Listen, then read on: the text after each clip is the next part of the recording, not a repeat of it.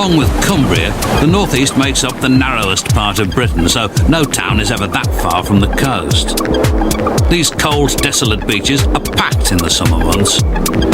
With chemical plants and steelworks lining the horizon, this extraordinary place is Teeside. Grateful for the work they provide, even the traditional fishing industry seems to take no notice of the modern technological backdrop. Teeside runs from Middlesbrough to the mouth of the River Tee. On the promontory dividing the North Sea from the bay, Jez Nichols picked me up in his converted St John ambulance bus. He has plans to live in it, but hasn't found a permanent parking site yet. If you're not living in it, then what do you use it for? Well, we're actually doing drumming workshops, and we kind of go out to schools or centres and just do simple drumming things. You get a good response to that? Really good, yeah.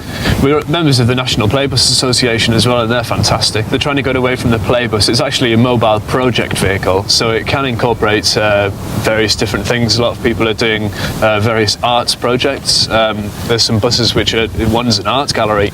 So how many are there how many of these buses? Hundreds all around the country. They've never come to us, but no, I don't think so. No, they may have done actually. I don't know. Yeah. Obviously, I'm not in the market for a playbus any longer.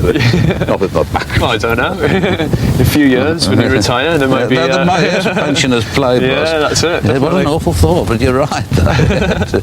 So what else do you do then? You do these drum workshops and you drive around in your bus and when we can afford it. When you can afford it. 10 miles to the gallon. Is it? It's not like a kind of nip to the shops place, but music really.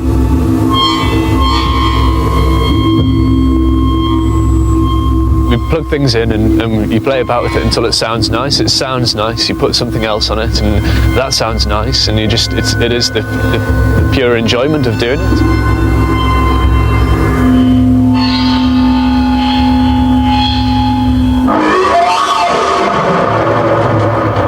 Trained as a classical percussionist, but don't let that put you off, Jez's own style developed while doing music technology at Newcastle College. Meeting Neil and Mark, they formed Cubic Space Collective. Working in studios and attics, they translate their sounds into anything from drum and bass to pure abstraction.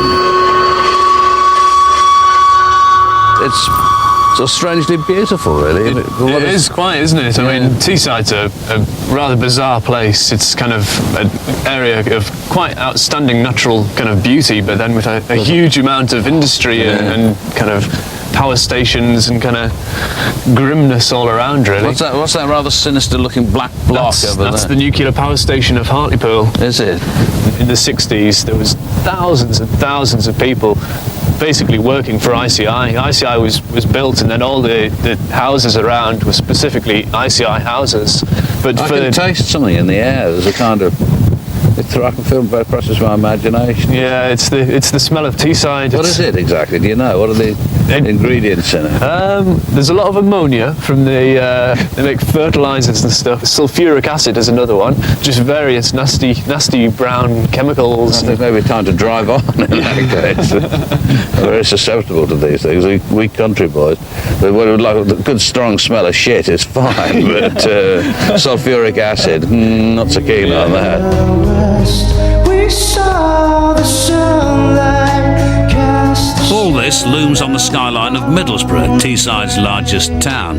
Changing these worrying smells for something much better, I took refuge in the Jade Garden, centre of the Vietnamese Chinese community, on Sunday afternoons. It's making me hungry every time.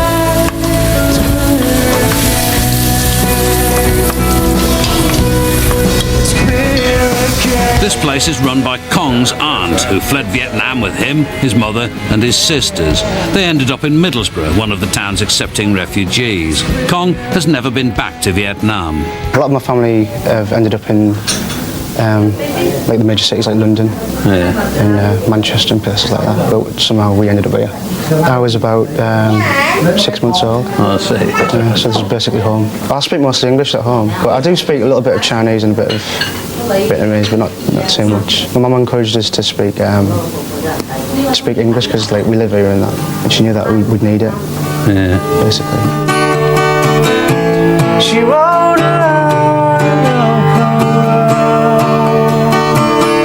song's roots lie in the traditional music brought over by his family and in the Bee Gees, Beatles and T-Rex albums given to him by the Christian Aid Centre when they first arrived. She's careful keeping all her secrets. She kept pretensions on. When did you start playing music, doing music? I just used to listen to like loads of music when I was little, and then I borrowed a guitar from my uncle. Just a little Spanish guitar. Is your uncle in here? Is he? He is, actually, yeah. Well, I used to work at my mum's Chinese takeaway. I used to get a small wage packet off her and just saved up. Just slave labour, basically. Chip frying and that and stuff like that. Too far away to see.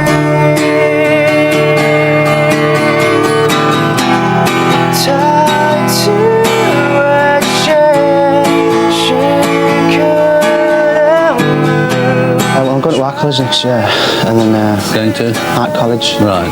Well, I'm doing my exams now. Oh, are you? Well, I've got to see how Thomas is doing. How have you been getting on? What are you doing?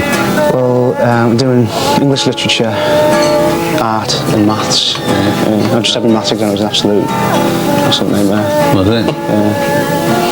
I don't know why I took it. it's impossible, I'm telling you. Lonely side, lonely side, lonely side.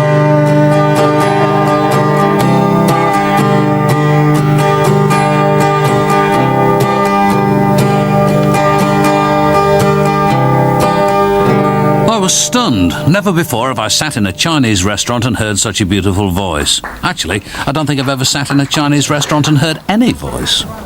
Over the moors by the sea is Robin Hood's Bay and some more fantastic voices. I couldn't leave this part of England without visiting Martin Carthy and his wife Norma Waterson, both legends in their own right. Sleep on, beloved. Norma's career began at home when she formed a group with her brother, sister and cousin. By the end of the 60s, the Watersons were one of Britain's most influential vocal groups. My Saviour's breast, we love thee well, but Martin, her husband, joined forces with Norma around this time. He also has his own successful solo career, having influenced the likes of Paul Simon and Bob Dylan on the way. Unlike my children, despite my efforts, Liza has followed in her parents' footsteps. until made beautiful. Martin, Norma and Liza are singing a 16th century hymn. Thou in the likeness of thy Lord shall shine. Since the 60s, Martin and Norma have reinvented and revived England's traditional music, bringing it back, if you like, to the folk. It's not surprising some of this has rubbed off on Liza. Good night, good night, good night. At what stage did you realise that you were going to become a performer yourself? When my mum said, "Do you want to come to Canada?" Do you want to come to Canada and play in front of 8,000 people and we'll give you loads of money for it? How old were you then? 13. Right. Yeah, well, I just fell into it. He reckons something else. Go on. What's your story? Well, I just remember we all went to the Fylde Festival in Fleetwood in Lancashire, and she was 6. She said, "I'm coming on stage." I said, "Okay, well, you come and stand next to me, and every time you know one of the songs, just pull me like that, and I'll lift you up, and you sit on my hip and you can sing." And she said, "All right." And Norma announced the first song, and I thought, so she sang the first. Did you enjoy that? Yes, thank you, Daddy. Well, the second song announced it. She just knew everything, so finally she sat on my hip. I prefer his version.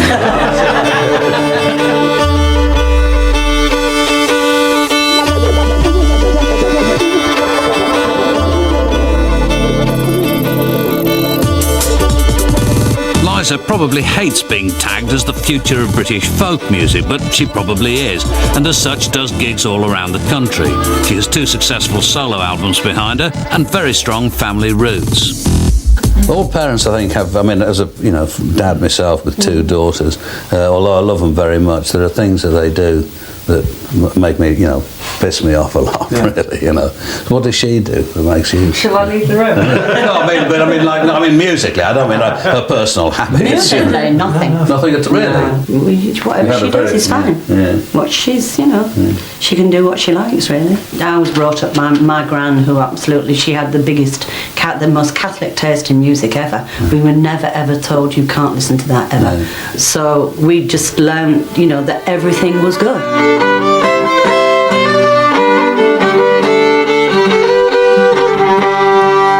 First I came to Caledonia, and I got loading at Norma. In the days of the Watersons, Norma's heartfelt singing inspired a whole generation of singers, including, of course, her husband Martin. We had a daughter, could make good tea. One of the reasons I used to love watching the Watersons and going listening to the Watersons was because you were actually watching people who, when they were singing, were on fire. And when something that isn't on fire, and an awful lot of what passes for folk music, let alone folk music, folk music has to be it's just people mouthing. One of the things that really perplexes me is that people will sit and they will listen to Irish and Scottish folk music and say, oh, this is good, this is fine, it's part of that nation's identity. England has just as much very, very good traditional music. I'm not talking about folk music, I mean our traditional culture, our music. And a lot of it is still alive. It never needed reviving. It was still going on. And yet you talk to people about Englishness, about this English thing, and they'll laugh. Yeah, but it's also it has a sort of faintly sinister overtones in some people. Because it's kind of acceptable to, if you're Welsh, to be kind of proud of being Welsh and to want to get involved in Welsh cultural things. Ditto Scottish or Irish. But English, it's seen as almost kind of slightly racist. Before the British Empire did anything to any of those people, they practised on their own culture. Practiced on the English. They practised on the English. That's a good point. Yeah. They did. We must be one of the only nations that need a licence to sing and dance. I've never seen such a place for prohibitions as England is. Yeah. You go anywhere there, you go any public place, there's a list of things in the outside which you mustn't do. We went into a pub when it was at the beginning of the weekend, I haven't got it with me, and it said something like, no shared meals. It said, the sharing of meals is prohibited, therefore, rather strange. And it said, knives, cutlery and plates will not be issued. And you think, what kind of thing can have happened to the landlord in his life that he disapproves of? He'd rather have no customers than have people coming in and say, do you want to try mine? And does he come rushing out, oh, hold on a second, The arrogance and cruelty of the empire builders may have made a lot of people feel uncomfortable about being English, but these 3 have made me feel better about it, for a while at least. Until we know, as we have known. Good night. Good night. Good night.